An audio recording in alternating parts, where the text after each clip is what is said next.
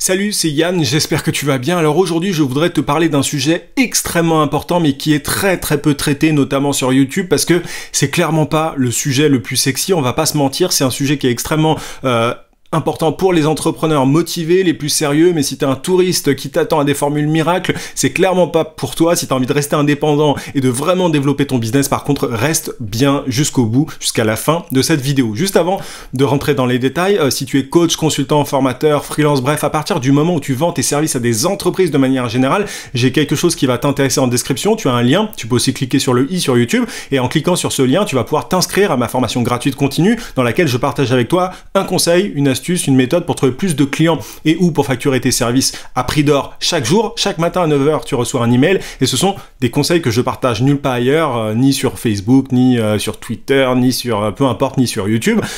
Il y a vraiment des pépites, donc si tu as envie de développer ton business, si tu es sérieux par rapport à ça, je t'invite à cliquer sur le lien en description ou sur le i sur YouTube. Alors de quoi est-ce qu'on va parler? Tu l'as vu avec le titre de cette vidéo, c'est pas très compliqué, on va parler de relations clients. Il est possible de développer ton business grâce à une bonne relation client. En maintenant une bonne relation avec tes clients, tu vas pouvoir rester indépendant et avoir un beau chiffre d'affaires pendant des années et des années.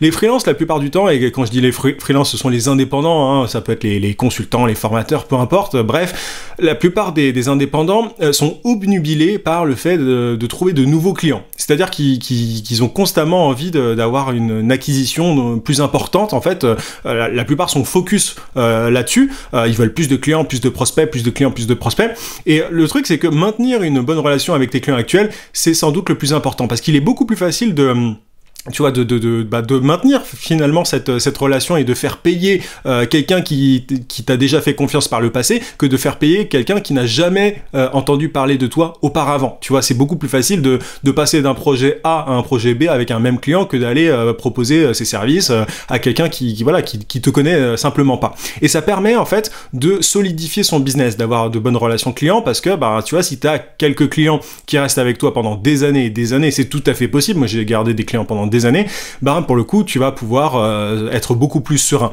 Et au-delà de solidifier ton business, ça te permet aussi en fait, en maintenant des relations long terme avec tes clients, ça te permet de démontrer tes qualités. C'est-à-dire que ça montre en fait aux autres, tu vois, ça peut te permettre de faire de l'acquisition, parce que ça montre aux autres qui ne te connaissent pas que que si tu travailles avec des gens pendant des années, c'est que tu délivres à temps, c'est-à-dire que voilà, t'as pas de retard, t'es réglo par rapport à ça. Ça montre aussi que tu es quelqu'un de confiance, qu'on peut compter sur toi pendant des années. Et ça montre tes différentes qualités. Le fait de rester pendant des années avec des clients, c'est quand même quelque chose de positif. Voilà, ça solidifie ton business, et en plus de ça, ça montre que t'es réglo, que t'es un entrepreneur à qui on peut faire confiance, et du coup, ça va te permettre de générer plus de clients grâce à ça.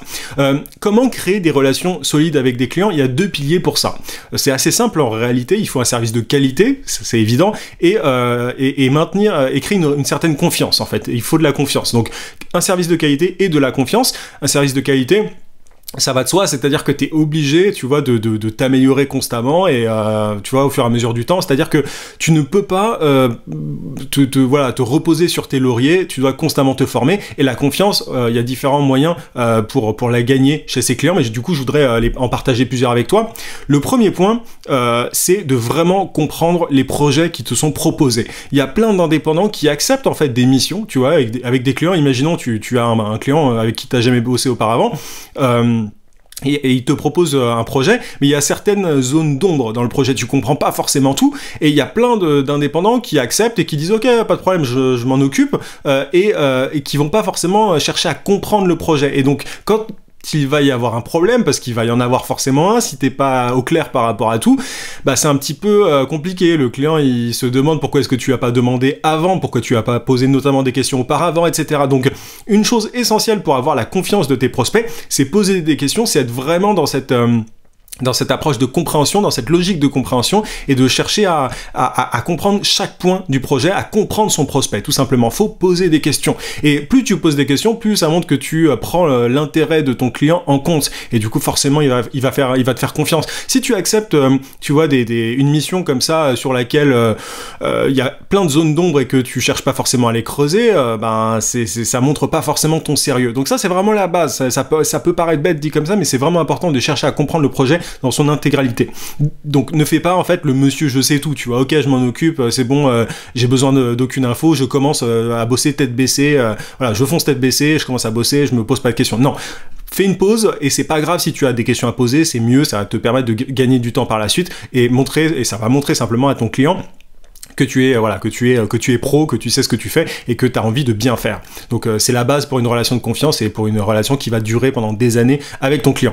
Deuxième point, donne des nouvelles à tes clients. Il y a plein de freelances d'indépendants en fait qui font des missions et qui bossent dans leur coin et qui ne donnent jamais de nouvelles. Alors, il y a des clients qui sont un peu contrôle fric et voilà, t'as pas forcément envie de leur donner des news toutes les heures. Il y a vraiment des fous par rapport à ça. Je te dis pas de donner des nouvelles toutes les heures pour rassurer tes prospects, mais ne fais pas l'extrême inverse. Il faut que tu donnes des nouvelles à tes prospects. Moi, j'aime bien quand je travaille avec un indépendant, qui me fasse un petit feedback, enfin pas un feedback, mais tu vois, qui me tienne au courant, tout simplement, pour savoir si ça avance, etc.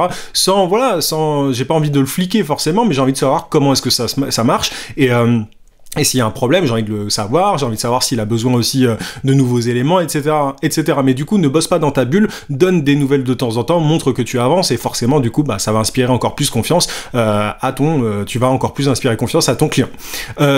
Troisième point, pose des questions quand c'est nécessaire, demande toutes les infos. Tu vois, imaginons que tu aies bien compris le projet en amont avant de commencer, mais qu'il y a quand même des questions qui surviennent. Ne garde pas ça pour toi, ne reste pas dans ton coin, pose ces questions. C'est une bonne chose de poser des questions. Je vais pas y passer 10 ans sur ce point-là parce que ça se rapproche un peu de mon premier point, mais vraiment pose des questions quand c'est nécessaire. Tu n'as pas à tout savoir. C'est normal si tu ne sais pas tout.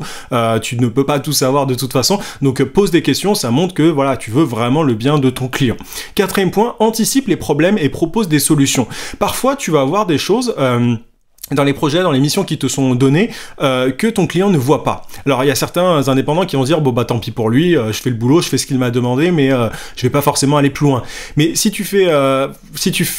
t'anticipes pas les problèmes et que tu ne proposes pas des solutions, la personne en face, elle va bien se rendre compte quand le problème va arriver qu'il y avait un truc qui clochait, elle va se demander mais pourquoi est-ce qu'il m'a pas prévenu que ça allait coincer à tel niveau, etc. Tu vois, si t'es expert en marketing digital par exemple, je prends mon domaine, et qu'on te demande ton expertise sur de la pub Facebook, mais que derrière tu vois qu'il y a un problème un peu plus profond au niveau du tunnel de vente, préviens ton client de ce point-là, tu vois, préviens-le parce que ça va bloquer un moment de toute façon. Donc propose des solutions, anticipe les choses et ton client ne pourra que te remercier par la suite. Mais ne garde pas tout ça pour toi parce que de toute façon ça sera visible à un moment et la personne va se dire, ton client va se dire mais pourquoi est-ce qu'il m'a pas dit quoi, du coup il te fera forcément moins confiance et il va peut-être pas vouloir profiter de tes services à l'avenir, il va peut-être chercher un autre consultant, un autre freelance, etc. Donc essaye d'anticiper les problèmes. Cinquième point, enfile le costume de manager quand c'est nécessaire. Parfois, tu bosses dans des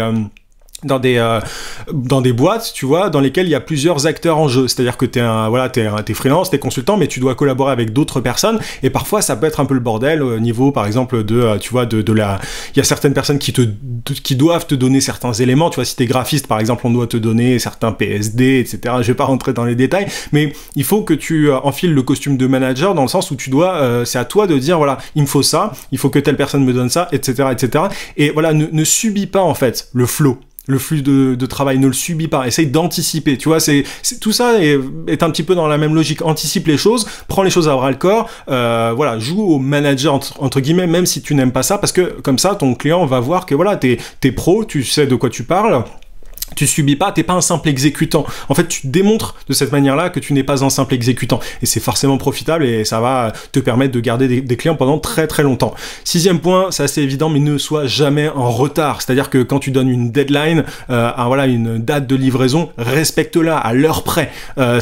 Et si t'as un peu de mal si t'as beaucoup de boulot, préviens à l'avance ton client que tu ne pourras pas faire la livraison à la date prévue, mais voilà, prends-y-toi vraiment en avance pour que la personne en face ne soit pas mécontente, tu vois. Mais voilà, ça peut paraître un peu bête, mais il y a plein de gens qui disent désolé, je vais pouvoir vous le rendre demain ou dans 2 jours. Enfin, ne joue pas à ça. S'il y a une date qui a été fixée, respecte-la, c'est la moindre des choses. Septième point, maintiens de bonnes relations avec l'équipe. Tu vois, s'il y a une équipe, encore une fois, tu vois, je te disais qu'il fallait jouer au manager dans certains cas quand tu travaillais avec différents acteurs, mais au-delà de ça, il faut que tu maintiennes de bonnes relations au-delà de ton simple client, tu vois, du décideur, de la personne qui te paye, qui a la main, qui a le pouvoir du porte-monnaie. Au-delà de ça, il faut maintenir une bonne relation avec l'équipe, parce que dans certains cas, et moi ça m'est déjà arrivé, il peut y avoir des gens qui vont te voir comme une espèce de concurrence, qui vont pas forcément t'apprécier. Et du coup, bah, vu que le décideur, la personne qui te paye, bah, elle écoute un minimum son équipe, elle va peut-être ne pas retravailler avec toi à l'avenir parce qu'ils vont se sentir un peu menacés ou alors ils t'aiment pas, etc. Donc t'as intérêt à te mettre dans la poche, j'aime pas l'expression mais tu vois l'idée,